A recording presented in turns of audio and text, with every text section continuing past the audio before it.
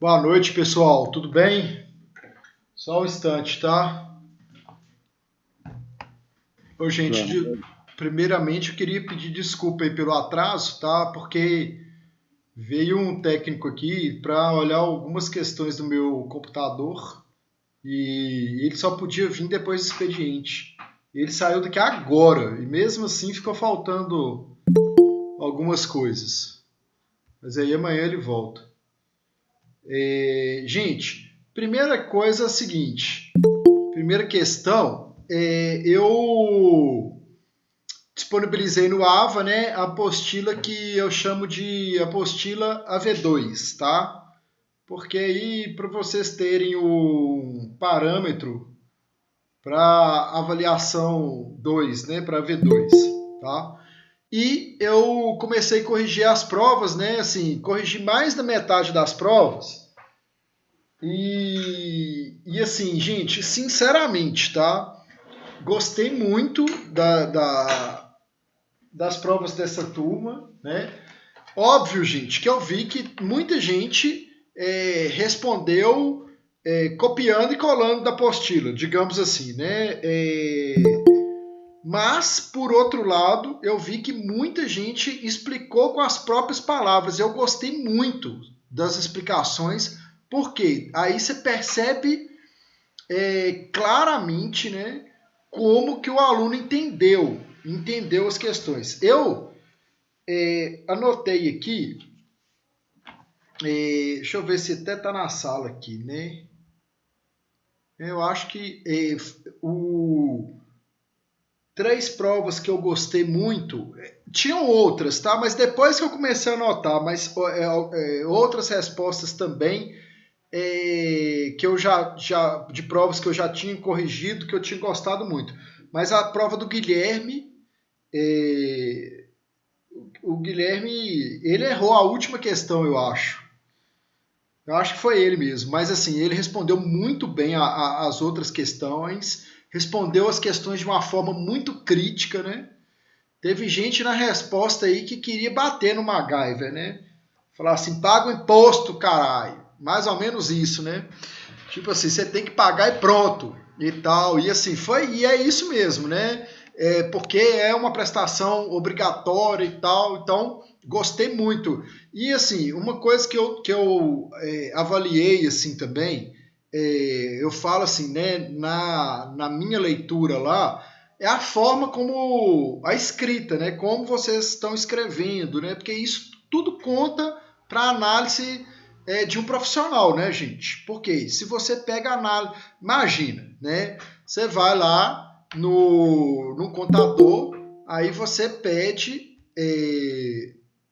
pro contador um parecer lá de alguma coisa, o cara te passa lá, contador, contadora, né? E o cara te passa, a pessoa te passa lá com erro de português, erro de gramática, de concordância, enfim, já fica estranho, né?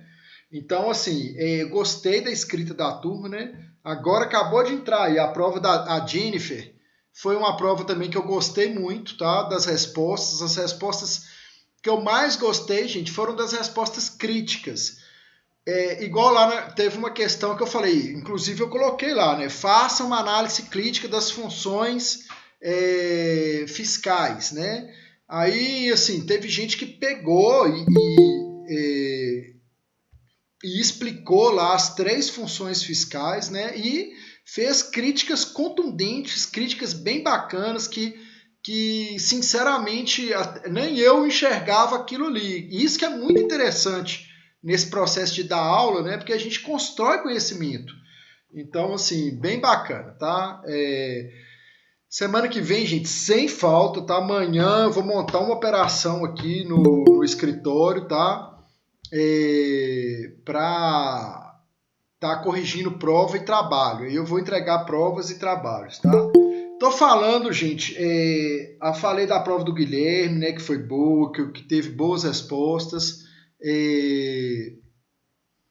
da prova da Janina também, que foi boa, e da Jennifer, mas igual eu falei, teve outras provas que foi no mesmo viés das provas desses alunos aí, muito boas, tá? O pessoal procurou explicar com as próprias palavras. Eu achei isso bem interessante, né? Que aí você vê que pegou a ideia, pegou a ideia do trabalho. Não corrigi, Eduardo, estou terminando. Acabei de falar aqui, né? Eu acho que você não tinha entrado, você entrou agora na sala, mas eu falei nesse final de semana, né? Eu vi. Entre sexta e sábado, eu vou fazer uma operação aqui para corrigir as provas de todas as minhas disciplinas, prova e trabalho. Tá? Então vamos lá. Dito isso, né, gente? Eu já tinha feito a correção da prova aqui. E eu não estou fazendo comentários lá, tá, gente? Nas minhas correções, não. Aí eu estou avaliando e dando ponto. Tem gente que vai ver lá que tirou igual na primeira questão, por exemplo, tá? Só para vocês terem uma ideia. Na primeira questão, teve gente. Qual que era o cerne da primeira questão, gente? Né? O porquê que o MacGyver tinha que pagar imposto? Porque é prestação compulsória, é obrigatório, gente. Né? Primeiro, isso que é o cerne da questão. Muita gente, o que muita gente fez?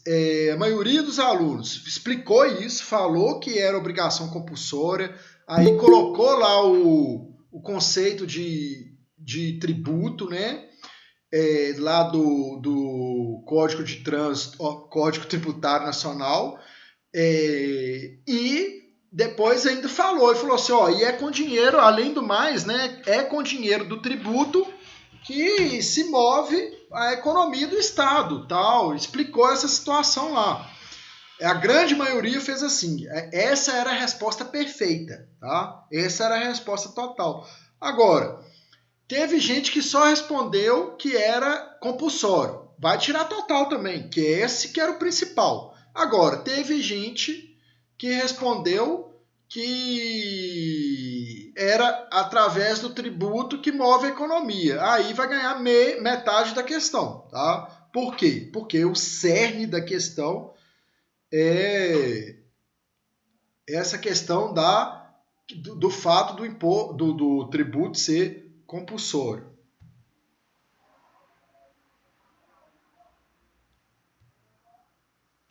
Então, beleza. Deixa eu pegar a apostila aqui. Todo mundo com a apostila em mãos aí, vocês viram ela lá, né?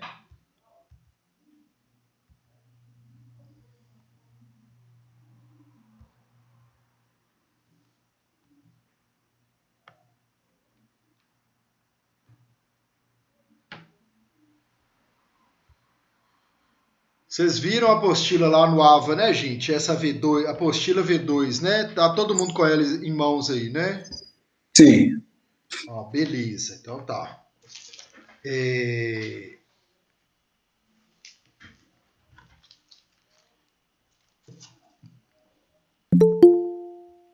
aí que tem um povo entrando agora aqui na sala. Então, planejamento tributário no processo de positivação do direito.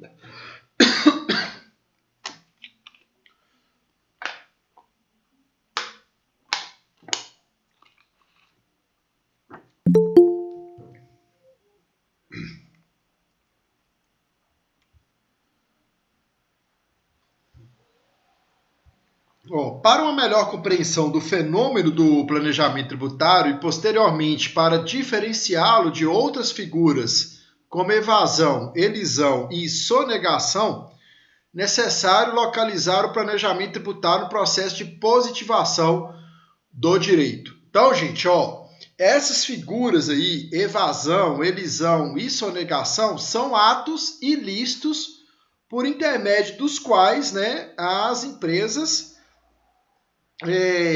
utilizam, né, por intermédio das quais as empresas utilizam para pagarem menos impostos. Então a gente viu, né, a gente está vendo isso desde o início da aula.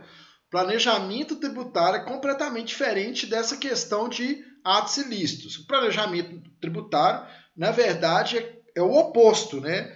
Porque é uma forma lícita, né, do cara que é cobra, do cara que é fera no sistema tributário nacional, dele chegar e falar pro seu cliente meios, né, pelos quais o seu cliente vai pagar menos impostos a partir de uma análise ali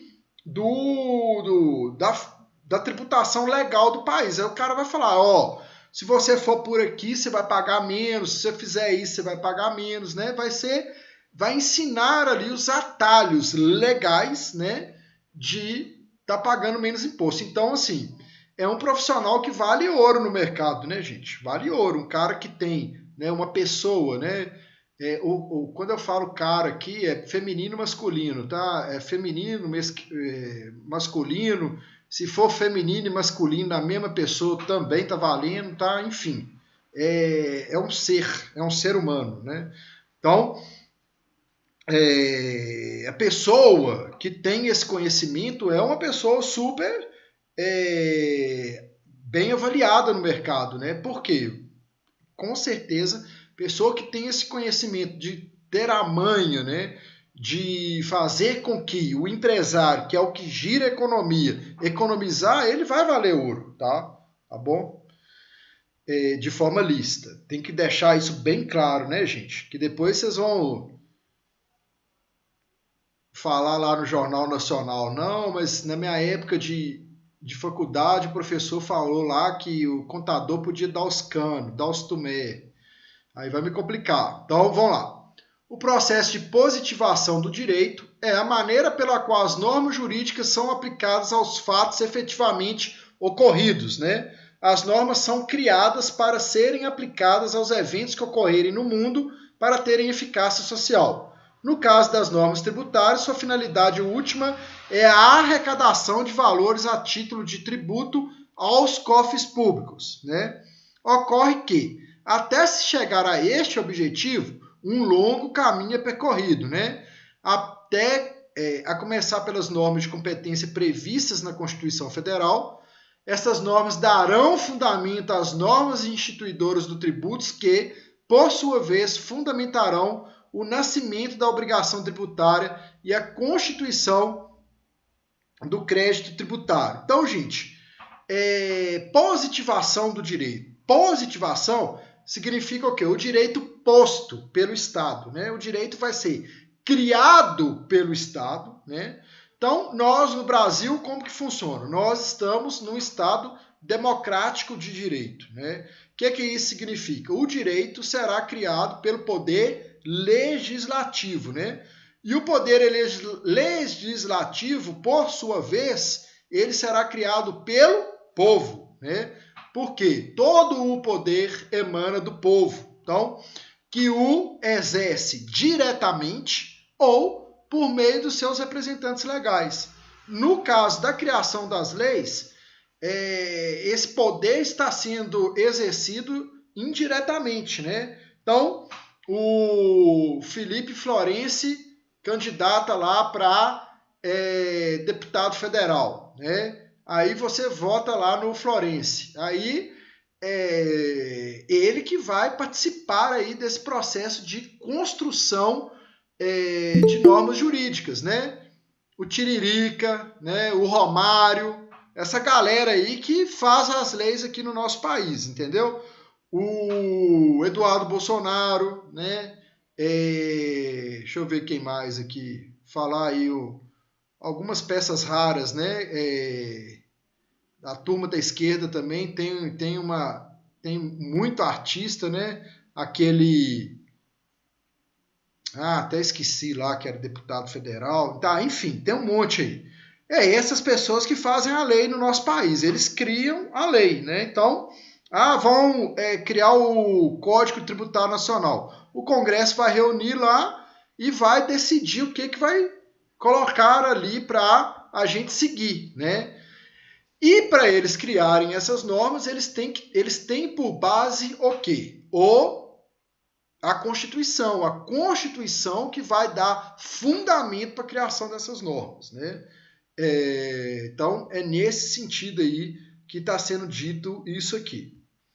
Assim, conforme já desenvolvido no capítulo anterior, né, a gente já viu isso, o direito brasileiro tem fundamentação na Constituição Federal, que delega a competência tributária aos entes federativos, né? A competência tributária é considerada a aptidão para criar tributos, né? O que é isso, né?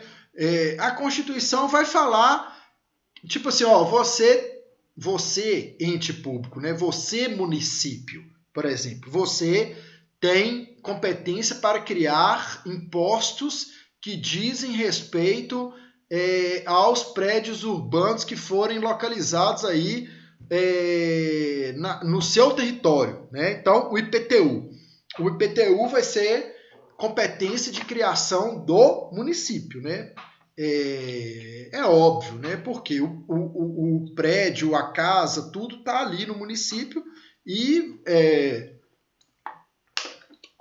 nada mais justo que seja o município responsável por criar, né? Tratar deste tributo. Então, Tássio Lacerda Gama, né, que é aí um tributarista, define como a aptidão que alguém detém em face de outrem para alterar o sistema jurídico positivo mediante a introdução de normas jurídicas que, direta ou indiretamente, disponham sobre a instituição, arrecadação e fiscalização de tributos, tá? Beleza. A competência tributária, eu já passei para o outro parágrafo. Em síntese, o poder que detém os entes políticos de instituir tributos por meio de lei, bem como de legislar sobre sua arrecadação e fiscalização. A competência tributária, conforme dito acima, pertence aos entes federativos, União, Estado, Distrito Federal e municípios. Mas tipo assim, por que eu, né, aqui na aula de planejamento tributário, tem que saber quem que é competente para criar tributo? Pensa, gente, o cara chega lá no seu escritório de contabilidade, né, para falar assim, olha, eu estou sendo cobrado desse imposto aqui, né, pelo município. Você vai bater o olho, você vai falar assim, opa, amigo, esse município, esse imposto aqui, ele não pode ser criado por município. O município não tem competência para tratar desse assunto, né? A Constituição outorgou competência para tratar deste assunto ao Estado. Isso acontece, é o que mais acontece, gente, né? Tipo assim, o município vai lá e cria um imposto, né? Cria um imposto e quando você vai ver, quando você vai analisar, aí é óbvio, né? Não vai ser o papel do contador questionar essa questão, mas ele pode enxergar e ele deve enxergar ali que esse imposto não é competência. Isso aí é papel do contador. Ele tem que falar. Ele fala, opa, de um bom contador, o cara tem que falar, peraí, se você está sendo cobrado deste imposto pelo município, tá, é alguma coisa errada. Tá? Não é, competência não é e tal, vou falar com o jurídico aqui. Aí o jurídico vai te falar, realmente você tem razão, não pode não. Então vão questionar juridicamente. Ou, por exemplo, outra coisa que acontece muito na prática, a alíquota do imposto é lá, por exemplo, 1,5%. Aí o cara chega lá e fala, estão me cobrando aqui, o município é 2,5%. Faz diferença, gente? Faz, é óbvio, né? Tipo assim, você imagina aí numa empresa que movimenta milhões. Aí uma diferença de 1% pode implicar em centenas de reais aí a mais em pagamento de imposto. Então o contador também tem que enxergar, falar, não, a alíquota, aqui o máximo para essa aqui é tantos por cento.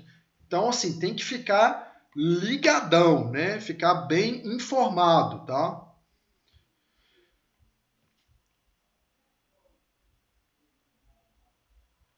Então, no exercício da competência tributária que lhe foi atribuída pela Constituição, os entes federativos instituem os respectivos tributos por meio de lei, em respeito ao princípio da legalidade esculpido no artigo 150, inciso 1 da Constituição de 88. Então, instituir um determinado tributo por meio de lei significa definir todos os aspectos pertinentes ao fato gerador necessários a quantificação do tributo devido em cada situação concreta. Então, tem que falar direitinho, né, gente? Quanto que vai ser a criação por meio de lei, é isso que eu estou discutindo aqui, falando, que eu quero que vocês entendam, gente, né? Tipo assim, a criação do tributo, ela tem que ser de acordo com a Constituição, no seguinte aspecto, né?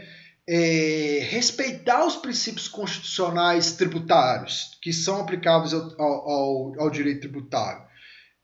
Quais que são, né? Preponderantemente os principais, né? É o princípio da legalidade, tem que ter a lei, né? É o princípio da capacidade contributiva, né? Não adianta a gente criar um imposto igual mandar uma empresa e falar assim, ó, a empresa que vai mexer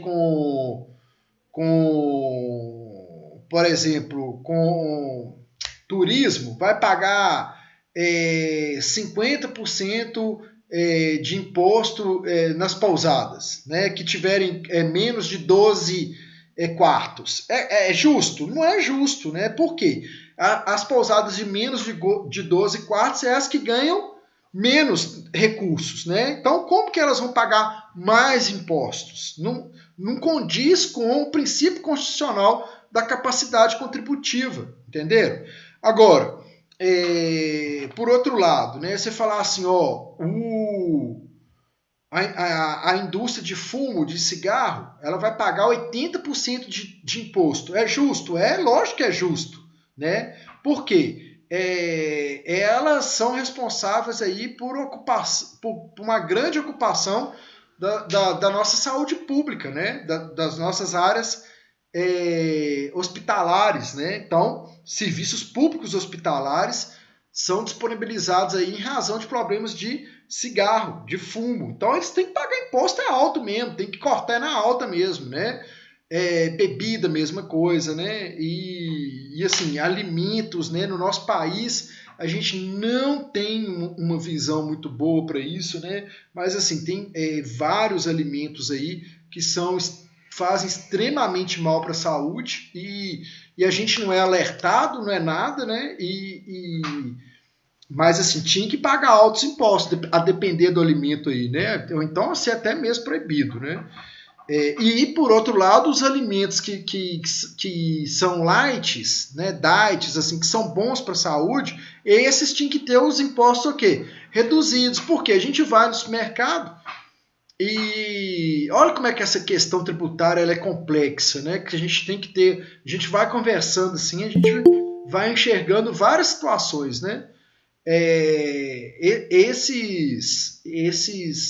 O certo, né, seria que os alimentos que fossem bons para a saúde, esses que a nutricionista, que o povo indica aí, tinham os impostos lá embaixo, né, para todo mundo comprar dele. Para quê? Porque se todo mundo, se a maior parte da população fosse saudável, consequentemente a gente ocuparia muito menos os nossos hospitais, a gente teria um gasto muito menor com saúde, né?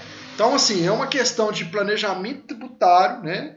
É uma questão de política pública também, né? Então tem que pensar nisso.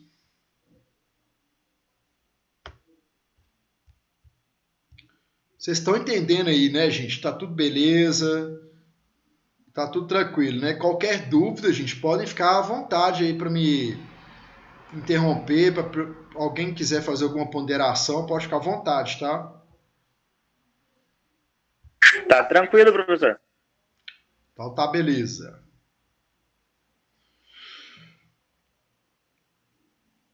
Então vamos lá. Dessa forma, a lei que institui o tributo deverá conter os elementos mínimos para que ocorra a incidência da norma e o nascimento da obrigação tributária, sua hipótese de incidência, qual o fato que, uma vez ocorrido, dará nascimento à obrigação tributária, onde e quando este fato deverá ocorrer, além dos critérios definidores da obrigação tributária, base de cálculo e alíquota de tributos e sujeito ativo e passivo. Então, o José das Couves resolve comprar um carro, né? Vai ter consequências para ele. Ele vai comprar o carro, beleza. No mundo dos fatos, a partir de quando ele passar o carro né, para o nome dele, vai nascer para ele, José das Couves, a obrigação de pagar o IPVA, né? E tem que estar bem definido qual que é a porcentagem do IPVA que José das Couves vai ter que pagar. 4% do valor do veículo, 2%, 2,5%. Isso aí varia de estado para estado, né? Eu estava até olhando esses dias, porque aqui onde que eu moro é do lado do Distrito Federal, do lado. Fica a 160 quilômetros de Brasília. E quer dizer, eu estava olhando o imposto lá de carro, o IPVA lá é menor do que o daqui de Minas, né?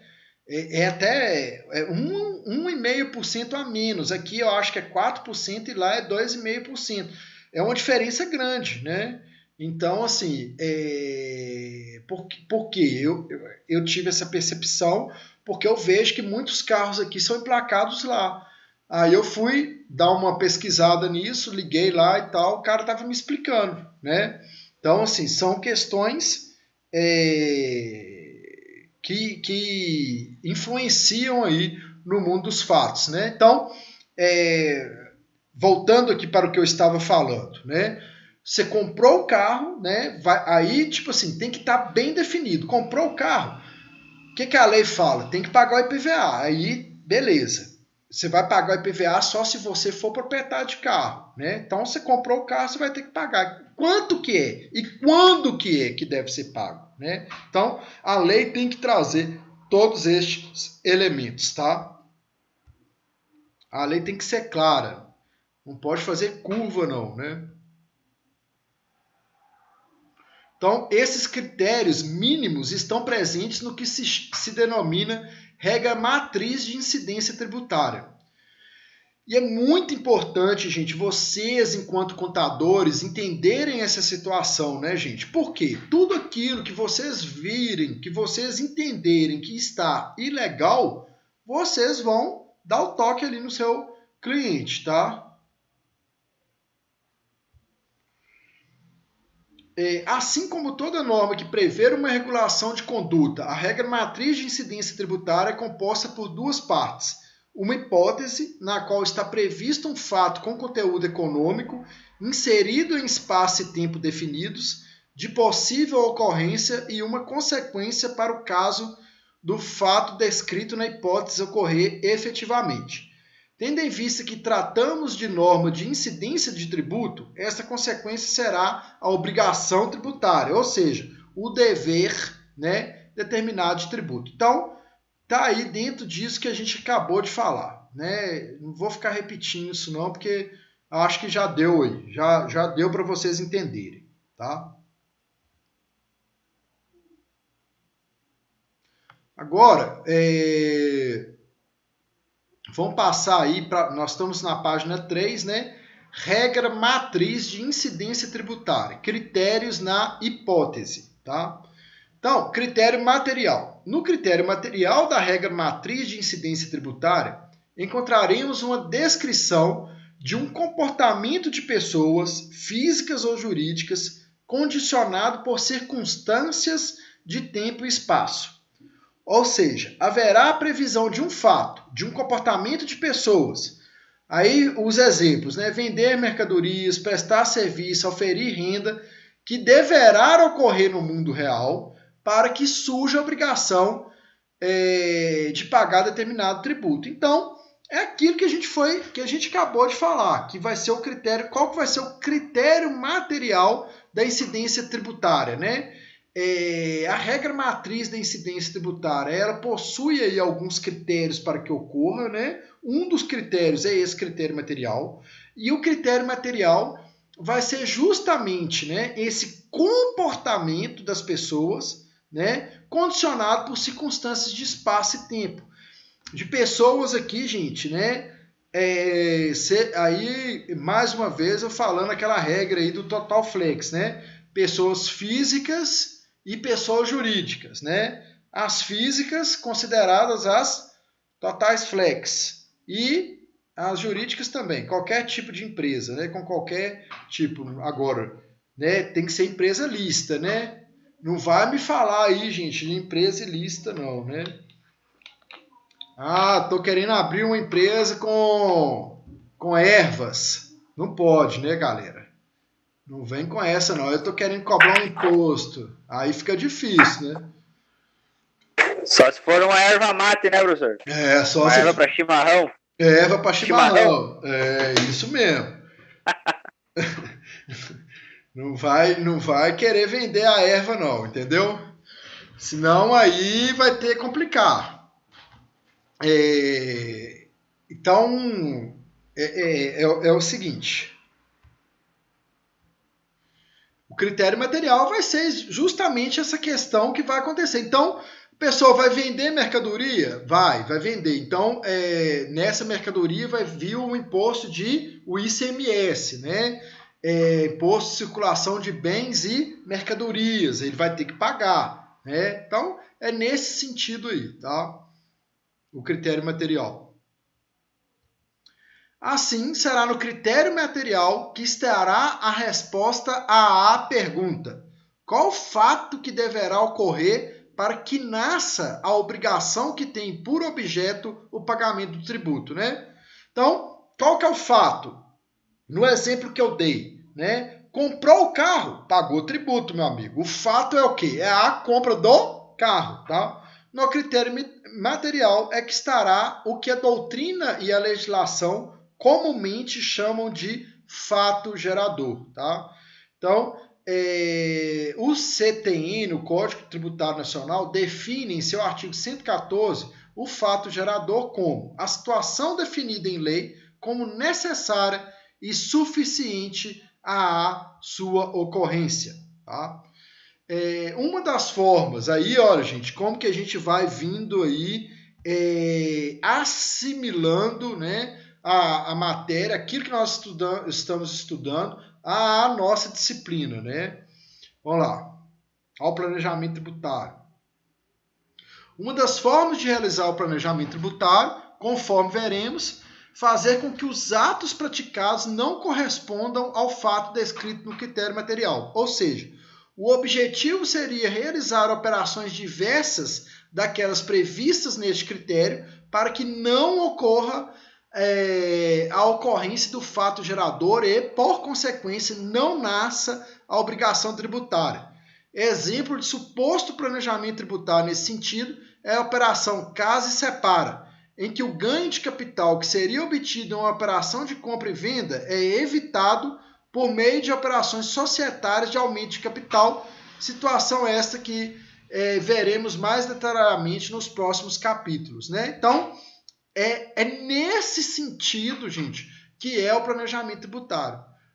Nós vamos criar mecanismos, né? Nós vamos criar aí situações, né, de burlar, assim, no bom sentido, né, o pagamento de tributo, entendeu? Então, tipo assim, a gente vai fazer com que o fato gerador daquele tributo seja o quê? Mascarado. Para quê? Para evitar o pagamento. Beleza?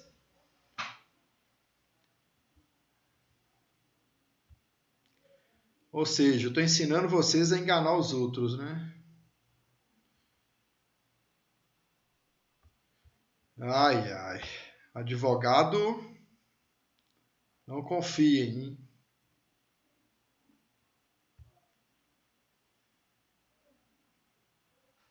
O próximo critério é o critério espacial, tá? A simples descrição de um fato no critério material não é suficiente para fazermos, desculpa, uma completa determinação da hipótese de incidência tributária.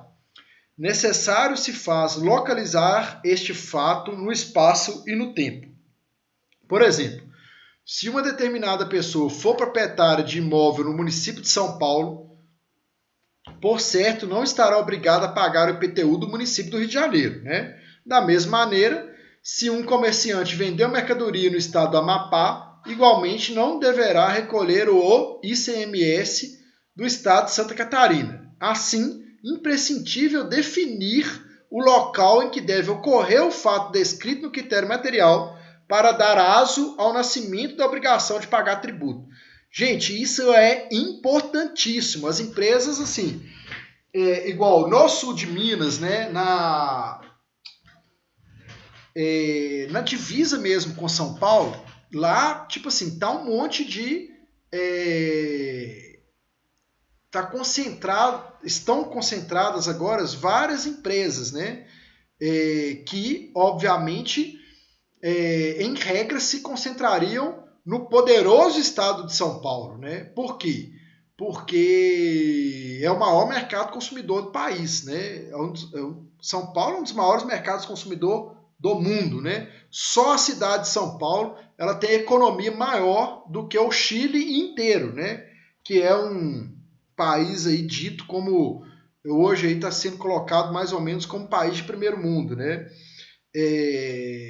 Então, assim, mas por que eles estão colocando lá? Né? Essas empresas estão se firmando em Minas? Justamente por essa questão de planejamento tributário, porque eles fizeram um levantamento, um planejamento tributário, nada mais, nada menos do que isso.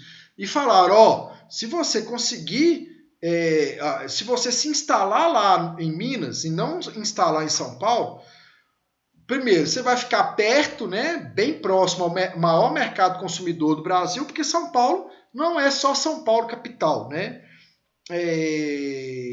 As cidades do interior de São Paulo é só cidade gigantesca, né? São cidades tudo de 500 mil, 600 mil habitantes, 700 mil habitantes. Tem Ribeirão Preto, que tem mais, eu acho que Ribeirão Preto, eu acho que tem 1 milhão de habitantes, sei lá, na região metropolitana, é gigante. Eu já fui em Ribeirão Preto, é uma cidade muito grande.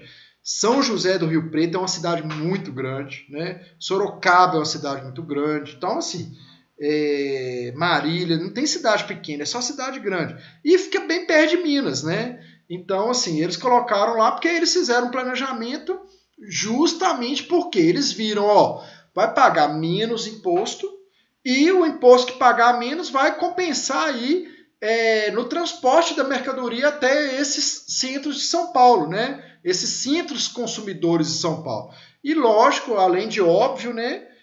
Ficar perto também aqui do mercado consumidor muito forte, que é o de Minas, né? E que no sul de Minas também é uma região muito boa. Aqui tem aluno de Varginha, né? A terra do ET. Pessoal de Varginha, teve um pessoal que consumiu uma erva dessa aí que vocês estão querendo vender lá e viram o ET lá, né? Eles falam que juram que viram o ET. Aí ficou famosa a cidade lá pelo Cidade do ET, né? Viviane parece que é de Varginha. Você é de lá, Viviane? É de Varginha? Essa pessoa que eu coloquei agora no grupo, o DDD dela é 35. Tem gente de Varginha aqui na sala, gente? O pessoal tá dando tumé aí, hein? Colocaram... Aí, ó. Você é de Varginha, Eduardo? Aí, ó. Eduardo Mariana Varginha também é uma cidade muito boa. Varginha tem quantos mil habitantes, gente? Uns 200 mil, né? Mas o sul de Minas é muito grande, né? Essas cidades que eu tô falando fica bem na divisa mesmo. A história do ET é verdade, hein, o Eduardo? O Eduardo tá falando aí. Mas assim, uns 170 mil habitantes, é uma cidade muito boa, muito conhecida. A região é muito boa, né? Fica perto de Três Corações, perto de São Tomé das Letras. São Tomé das Letras é a terra da erva, né? Então, gente, essa questão do 20 mil ET. Então, gente, essa questão é muito importante, né, da localização para um planejamento tributário. Porque a partir, gente, daquilo ali vai falar, vai variar imposto tem uma guerra fiscal muito grande entre aqui em Pinhal também, amigo. Tem muita gente aqui também do sul do país, né? Então, essa questão vocês estão entendendo, né, gente, que essa questão da localização é muito importante, tá? Para o planejamento tributário. Estou falando aqui, tudo que eu estou falando aqui é na perspectiva do planejamento tributário, tá? Lógico, né? Então, e o critério temporal, tá? Então, temporal é óbvio que está falando de tempo. Assim como é preciso localizar o fato descrito no critério material no espaço, igualmente imprescindível é localizá-lo no tempo. Assim, se uma determinada pessoa foi proprietária de um imóvel há 10 anos, mas já não o é, não poderá ser cobrada a pagar o IPTU relativo ao presente ano. O critério temporal é, portanto, o quando, o momento em que se reputa ocorrido o fato descrito no critério material e, por consequência, o momento em que nasce a obrigação tributária prevista no consequente. Então, gente, muito cuidado, né? Agora falando assim, numa perspectiva jurídica, eu vejo muito problema com isso aí, sobretudo nessa questão de IPVA, gente. Então, por exemplo, o Fernando vende lá o carro para o Felipe. E o Fernando e o Felipe são conhecidos, são parceiros, são amigos, né? Aí o Felipe chega e fala assim, ô Fernando, eu tô comprando seu carro, mas você sabe, eu mexo com revenda de carro e tal, então eu vou fazer o seguinte, isso é muito comum, isso que eu tô falando aqui, tá, gente? Então, eu vou comprar seu carro, vou ficar com ele aqui, e quando eu para vendê-lo, né? E quando eu vendê-lo, eu peço o cara que comprar para passar para o nome, para eu não ter que pagar duas transferências. Aí o Fernando fala com o Felipe, não, o Felipe, beleza, tranquilo, nós somos parceiro,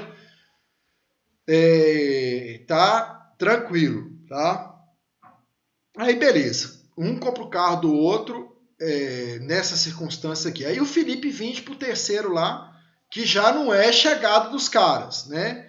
Aí esse terceiro pega e fala, não, eu vou transferir. Aí o cara é maior doidão, assim, eu falo assim, o cara não tá nem aí. Aí o cara compra o carro e não transfere.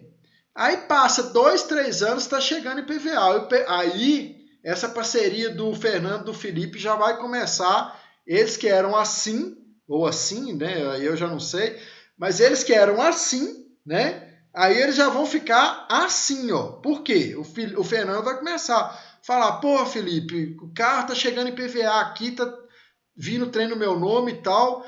E assim, isso aí só vai ser resolvido através de uma judicialização, porque vai ter que ter ordem judicial determinando que o carro seja transferido compulsoriamente para o seu atual proprietário. E isso vai ter que achar o atual proprietário. Porque entre o Fernando e o Felipe, um vai encontrar o outro, porque, igual eu falei, os dois são parceiros, sabem onde que um mora e tal. Agora, pro terceiro lá que o Felipe vendeu, muitas vezes nem conhece, o cara fala lá, eu moro em tal lugar. Aí esse tipo de pessoa, né, que não transfere um carro, que não preocupa com isso, muito menos preocupação ele tem com essa questão de residência. Aí o cara sempre está mudando. Então, assim, gente, eu já vi problemas seríssimos com isso, tá? Na justiça. E são processos aí que demoram aí, no mínimo, se tudo der certo, uns 2 anos para resolver. Né? Fora o gasto que vai ter com o advogado, o gasto que vai ter, assim, né, o desgaste moral mesmo, para estar indo em fórum, em escritório de advocacia. Então, muito cuidado com isso, viu, gente? Sempre, né, agora falando aqui dentro de uma perspectiva até pessoal mesmo, né? Orientem todo mundo que for, por isso que eu falo, né? Porque muitas vezes nós brasileiros a gente pensa assim, eu não vou fazer o negócio de forma certa para deixar de pagar o imposto aqui, né? Aí vai economizar um pouco ali e depois vai ter uma dor de cabeça muito maior lá na frente, né? E nesse exemplo que eu dei aqui, ó, Fernando e o Felipe, ser brother mesmo, ser parceiro, o que seria? Não, cara, vou comprar, já vou passar para o meu nome, pronto, na hora que eu vender, o cara compra lá e passa para o nome dele, né? Isso que é parceria, no meu entender, tá? Então vamos dar aí a sequência. Critério temporal, né? Então é no tempo, né? E o critério, agora nós vamos para outros tipos de critério, né?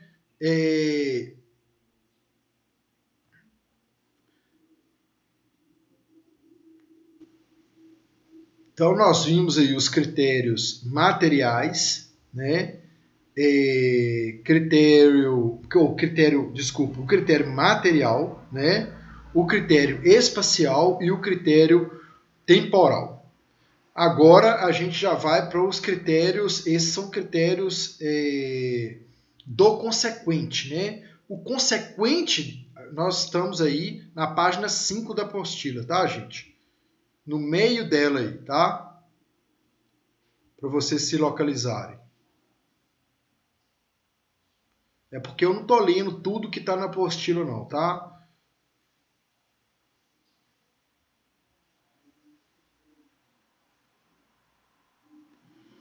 Então vamos lá. Regra matriz de incidência tributária. Critérios do consequente. O consequente da regra matriz de incidência tributária descreverá os termos da obrigação tributária que nascerá caso ocorrido o fato descrito na sua hipótese, né? Ou seja, é no consequente que encontraremos a previsão de uma relação jurídica que, segundo o artigo 113, parágrafo 1º do CTN, Código Tributário Nacional, se instala automaticamente quando o fato se concretiza, né? O consequente da matriz é composto de critérios para identificação do vínculo jurídico que nasce, quem cobra, quem deve pagar e de que forma. Assim, né? Então aqui a gente está falando o quê, gente? Sujeito ativo e passivo. Quem cobra, sujeito ativo. Quem paga, sujeito passivo. E a forma de pagamento, né? Em síntese é isso. Assim, para identificar estes elementos, os critérios do consequente são o pessoal, né?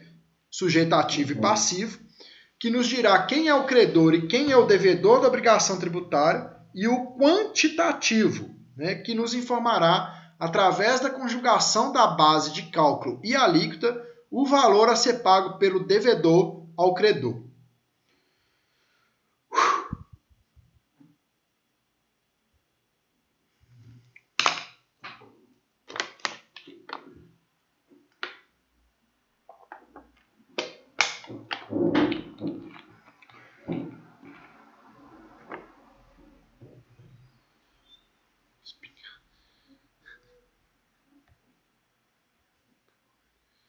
Critério pessoal. Conforme explicado acima, é no critério pessoal que se identificará quem são os sujeitos da relação jurídica, né? Ou seja, é nele que se aponta o sujeito ativo e passivo da obrigação tributária, o credor e o devedor do tributo. O credor, gente, sempre vai ser um ente público, tá? Estes sujeitos do vínculo são pessoas interligadas em si pela prestação. Então, o elo, né, entre o sujeito ativo e o sujeito passivo vai ser a prestação.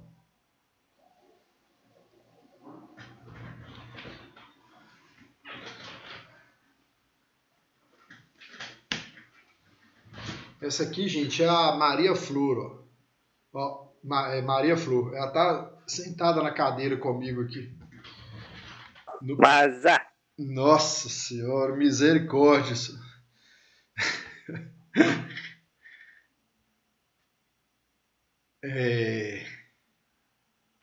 Peraí. Ó, o sujeito ativo, né? O sujeito ativo é o titular do direito subjetivo de exigir a prestação pecuniária, né? Então ele vai ser o credor, né? Ele é o titular, ele tem o direito subjetivo de exigir a prestação pecuniária. Ele será o credor da relação jurídica tributária a quem deverá ser pago e quem poderá exigir o pagamento do tributo, né? Então, do mesmo modo que ele deve receber, ele pode exigir, né?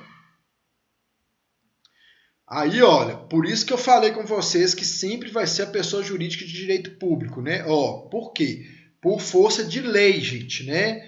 Quando eu falo, sempre que eu falo qualquer questão relacionada à tributação, a gente sempre tem que pensar no princípio da legalidade. Sempre tem que vir, sempre tem que tirar da lei, tá? O conceito é da lei.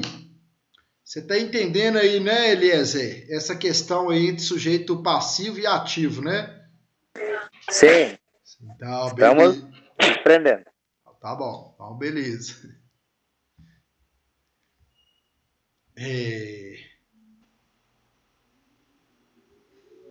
Então, apesar da dicção do CTN ser clara ao dizer que o sujeito ativo será pessoa jurídica de direito público, o certo é que pode ser jurídica pública ou privada. Pessoas jurídicas públicas são as pessoas de direito interno, dotadas do poder legislativos e habilitadas a editar normas. São elas União, Estados, municípios e Distrito Federal. O sujeito ativo também poderá ser pessoa jurídica de direito privado, que, no entanto, não são titulares de competência tributária. Então, exemplos de pessoas jurídicas de direito privado que poderão ser sujeitos ativos da relação jurídica tributária, as entidades paraestatais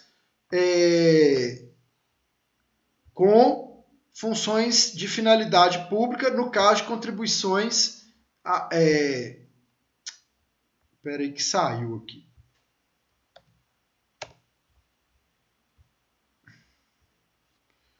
No caso de contribuições instituídas e pagas a seu favor, né? Então, um exemplo, gente, dessas pessoas: SESI, né? SESC, SENAI, SENAC, são pessoas jurídicas de direito privado, mas que possuem, né, são entidades paraestatais com funções de finalidade pública, né? E elas podem aí, elas não têm competência para criar o tributo, né? Mas elas podem cobrar o tributo aí que serão pagos a seu favor. Então elas são sujeitos ativos nessas relações. Muita atenção com isso, viu, gente? Porque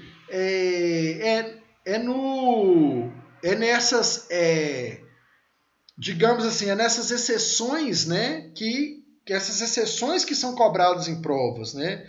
Que são cobradas aí em provas de concurso, né?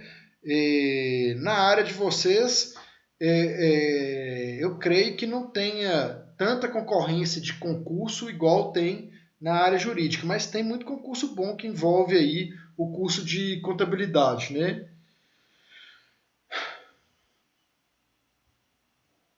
Então vamos lá.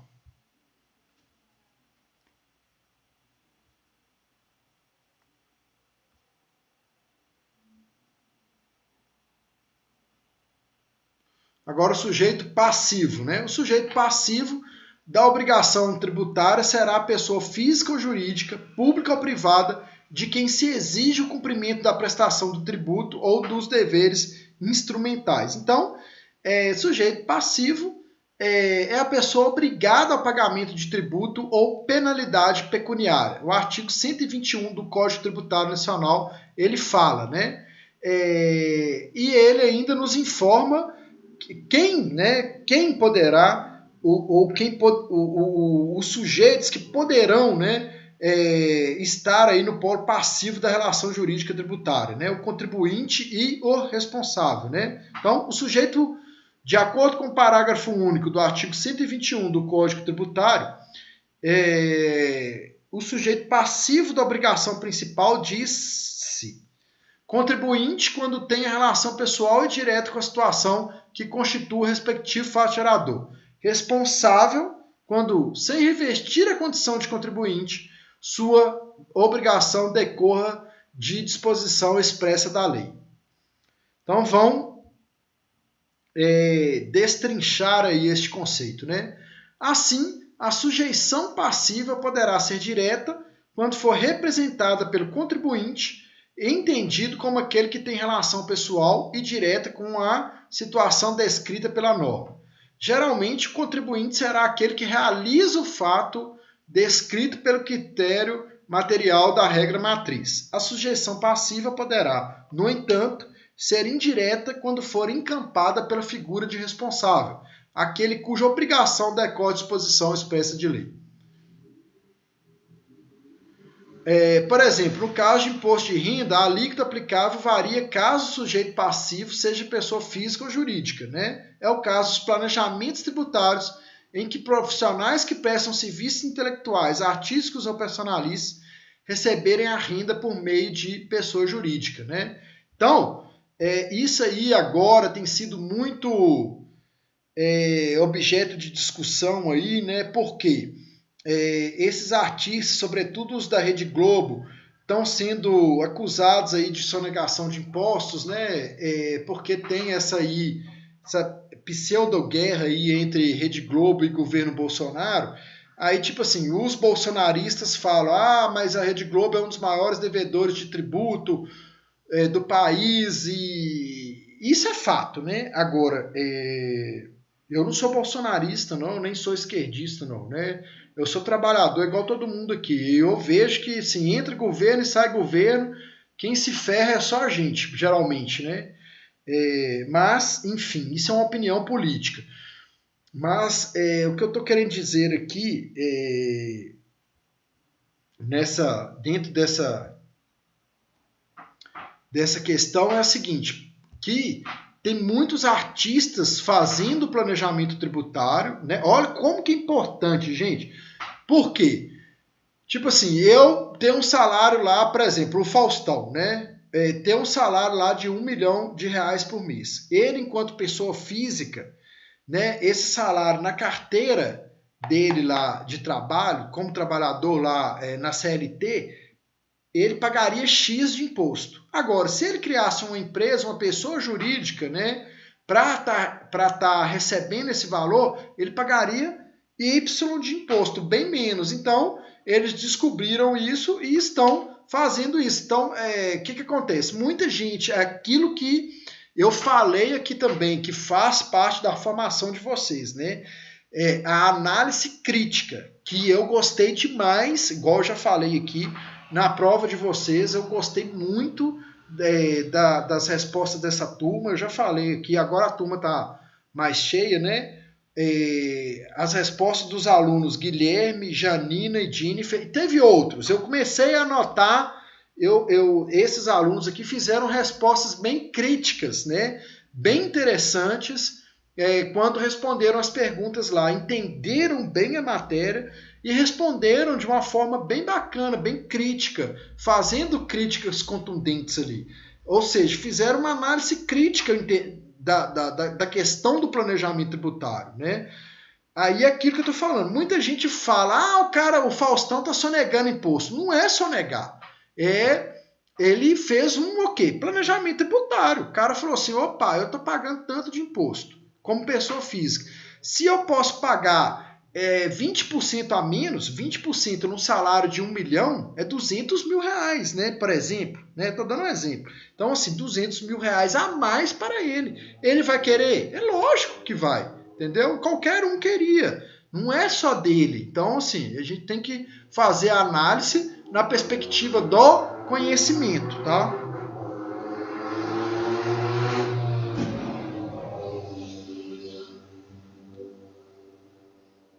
Passando uma moto lá na rua. Me desorientou aqui, rapaz.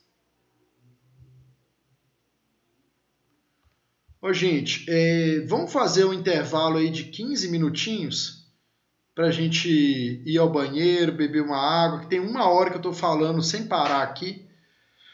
Pra eu pegar um gás aqui também, pode ser? São 21 horas. Aí a gente volta às Beleza. 21h15. Beleza? Tranquilo, professor. Vamos tomar um chimarrão? Isto. Beleza.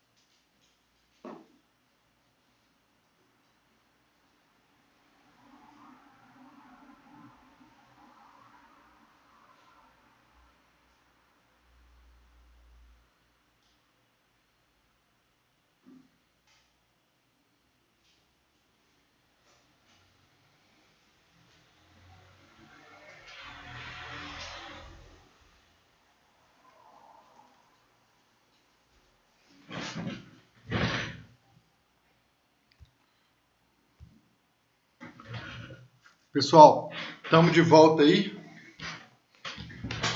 Bora lá, né?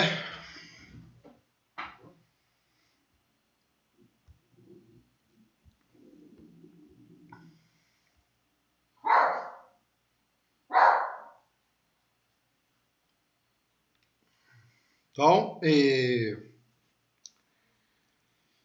vamos passar agora para o critério quantitativo. Por fim, será pelo critério quantitativo que se determinará o valor a ser pago a título de tributo, né? Esse critério prescreve, né? Ou seja, ele informa, portanto, ele diz, portanto, os termos do objeto da prestação, através da conjugação de dois elementos, base de cálculo e alíquota, né? Para definir a quantidade a ser paga pelo sujeito passivo a título de tributo. Assim, a função do critério quantitativo é estabelecer a exata quantia devida a título de tributo. Como o próprio nome diz, né, gente? Critério quantitativo, ele diz respeito à quantidade, a valor, né? Esse valor é, em regra geral, estabelecido pela conjugação de dois elementos, base de cálculo e alíquota. Ressalte, porém, que nos tributos fixos, como no caso de algumas taxas, não há presença destes dois elementos. Haja visto que os valores são definitivos e invariáveis. Então vamos lá. A base de cálculo é o elemento do critério quantitativo que se destina a dimensionar a intensidade do comportamento descrito no critério material da regra matriz. Ao se combinar com a alíquota, a base de cálculo determina o valor do tributo. Paulo de Barros Carvalho ensina que a base de cálculo cumpre três funções diferentes: medir as proporções reais do fato, demonstrar o valor econômico do acontecimento, do fato descrito no critério material, determinar a dívida, né? A base de cálculo é um fator integrante de uma operação de multiplicação, para o fim de definir o valor a ser pago a título de tributo. E a base de cálculo vezes a alíquota vai ser, o valor do tributo vai ser nada mais, nada menos do que a base de cálculo vezes o valor vezes o valor da alíquota. O valor do tributo é igual base de cálculo versus alíquota. Confirmar, infirmar ou afirmar o verdadeiro critério material do antecedente da norma. A base de cálculo deve mensurar adequadamente a materialidade do evento descrito na hipótese, confirmando-o no caso de equivalência, infirmando-o no caso de divergência entre base de cálculo e critério material e afirmando-o no caso de obscuridade do fato gerador. A base de cálculo é um elemento muito importante na realização do planejamento tributário. Vejam aí, gente, a gente está estudando todos esses elementos aí na perspectiva do planejamento tributário. Pois é através deste critério que se pode realizar atos para a diminuição do valor a ser pago. Assim, conhecer a composição exata da base de cálculo do imposto em jogo no planejamento tributário é fundamental para a formulação de atos visando um menor pagamento de tributo. Exemplos de utilização da base de cálculo como elemento central do planejamento tributário são as operações de segregação de atividades em que uma grande empresa, tributada pelo lucro real, separa suas atividades em empresas menores, a fim de aproveitar, quando possível, da opção de regime tributário mais vantajoso, simples ou lucro presumido. Outro exemplo são as deduções realizadas na base de cálculo de imposto de renda na sistemática do lucro real, a manutenção de crédito no ICMS e as regras referentes a preço de transferência e subcapitalização que podem determinar ajuste na base de cálculo do imposto de renda do contribuinte. Depois, aí agora, o próximo passo é o estudo da alíquota. A alíquota é o elemento que, congregada à base do cálculo, né? Ou seja, em conjunto aí com a base de cálculo, estabelece o quanto, né? O valor a ser pago a título de tributo. A alíquota pode corresponder a uma porcentagem ou, né, pode ser tipo assim, 2,5% do valor do bem, vai ser alguma coisa assim, estabelecida em termos monetários fixos ou variáveis, né? Em função de escalas progressivas de base de cálculo. As alíquotas que correspondem ao percentual ou não da base de cálculo poderão ser proporcional ou invariável, progressiva ou regressiva. Aí, vendo, né, enxergando aí a alíquota na perspectiva do planejamento tributário, o planejamento tributário também pode ser realizado no sentido de promover atos para que o critério material se enquadre na alíquota mais vantajosa ao contribuinte, né? É o mesmo caso citado anteriormente, dos planejamentos tributários em que profissionais que prestam serviços intelectuais, artísticos ou personalíssimos receberem a renda por meio de pessoas jurídicas, né? Exemplo aí, caso Ratinho e Felipão, incidindo, portanto, a alíquota referente ao imposto de renda pessoa jurídica muito menor do que a tributação da pessoa física. Outro planejamento são as operações envolvendo ICMS, aproveitando-se de alíquotas mais favoráveis de determinados estados. Então, em resumo, né, o planejamento tributário poderá dizer respeito a um ou mais critérios. Olha que interessante, né, gente? Agora a gente vai pegar tudo isso que nós vimos, né, dos critérios da regra matriz da incidência tributária, né, e vamos aí ver como que essas questões podem ser trabalhadas na perspectiva do planejamento tributário. Então, hipótese, critério material, critério especial, critério temporal. Consequência, crédito pessoal, crédito quantitativo, sujeito ativo, sujeito passivo, base de cálculo e alíquota.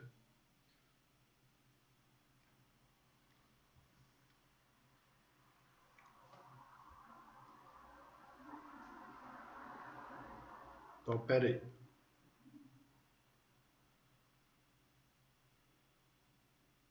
Peraí, Maria.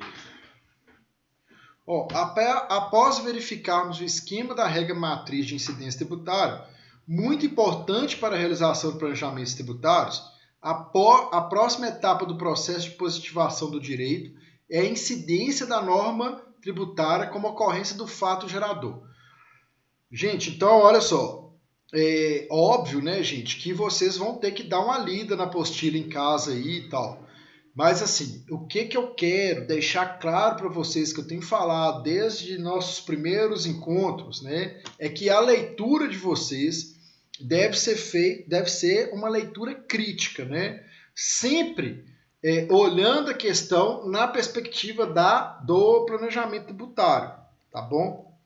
Tipo assim, como que eu vou... O que eu quero que vocês enxerguem? Vocês vão enxergar e entender estes instrumentos separadamente, obviamente, né? Tudo que está sendo dito aqui nas salas, vocês vão ter essa visão individual, entender esses institutos, né? Esses conceitos individualmente, e vocês vão juntar o quebra-cabeça de modo a utilizar estes conceitos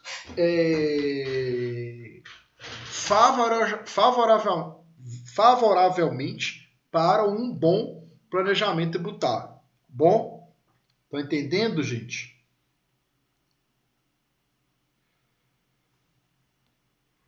Sim, sim. Então, beleza.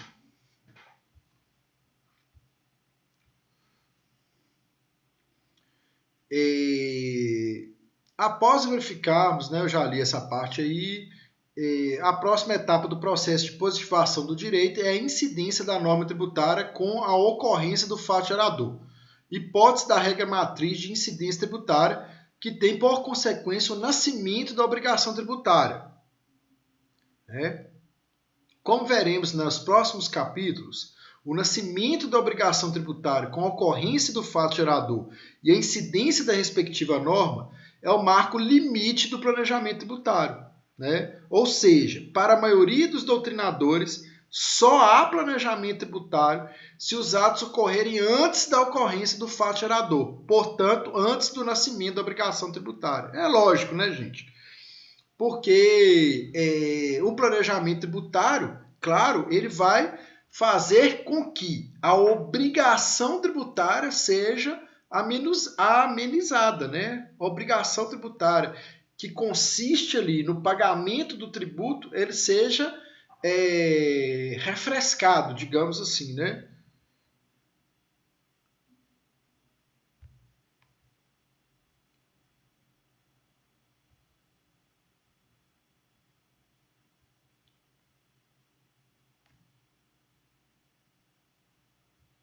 Então, ocorre que, com o nascimento da obrigação tributária pela ocorrência do fato gerador, o Estado ainda não pode exigir o cumprimento da obrigação, pagamento do tributo, da penalidade pecuniária ou ainda o cumprimento de alguma obrigação acessória.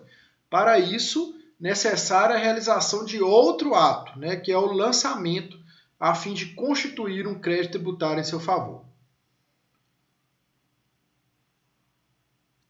Em outras palavras, a obrigação tributária é o primeiro momento na relação tributária. O conteúdo da prestação ainda não é determinado e o sujeito passivo ainda não está formalmente identificado, o Estado. Ou seja, o Estado ainda não pode exigir o pagamento do tributo. Com o nascimento da obrigação tributária pela ocorrência do fato gerador, ou aí são as alternativas aí do sujeito ativo, né, que é o credor. O Estado tem o direito e dever de efetuar o lançamento, no caso do tributo estar submetido na sistemática do lançamento da homologação, ou o contribuinte tem o dever de antecipar o pagamento, que ficará sujeito a posterior homologação por parte do poder público, no caso de tributos sujeitos à sistemática do lançamento por homologação. Com o lançamento, há a constituição do crédito tributário, entendido como um vínculo jurídico de natureza obrigacional, por força do qual o Estado, sujeito ativo, pode exigir do sujeito passivo o pagamento do tributo ou da penalidade pecuniária. Ou seja, o lançamento, ao constituir o crédito tributário, torna exigível, passível de cobrança, a obrigação tributária, né? Conforme a diferenciação, atos que impliquem o não pagamento ou diminuição do tributo a ser pago, que ocorrem após a ocorrência do fato gerador e do nascimento da obrigação tributária, aí já não poderão mais ser considerados como atos de planejamento tributário, tá? Mas aí como figuras como evasão, sonegação e inadimplência, né? Aí a gente vai diferenciar. Então, gente, vamos encerrar por aqui hoje, né? Porque já são 9h30, 1h30 falando, tá? Pode ser? Claro. Então, beleza. Então, aí na próxima aula a gente dá continuidade à apostila, né? Lembrem aí que nós paramos na página 10, elementos do planejamento tributário, tá? A aula hoje rendeu, achei que a aula hoje foi bem boa, né? Rendeu. E na próxima aula, com certeza, até lá vocês já terão o resultado da prova e do trabalho, tá? Da V1 e do trabalho 1. Alguém quer fazer alguma colocação? Tem alguma dúvida? Quer perguntar alguma coisa? Professor, só onde é que o senhor parou na apostila? Que eu tô assistindo a aula pelo celular só, tô sem meu notebook hoje. No Elementos do Planejamento Tributário, na página 10. Show de bola. Obrigado.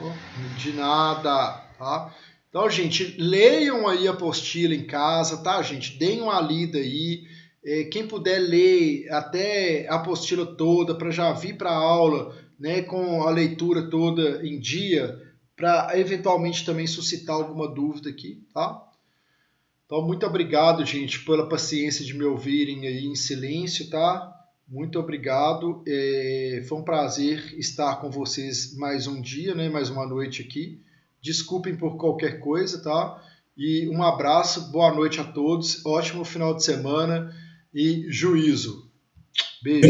Valeu, professor. Abraço. Um abraço, professor. Boa noite, professor. Obrigado, igualmente. Obrigado. Tchau, gente.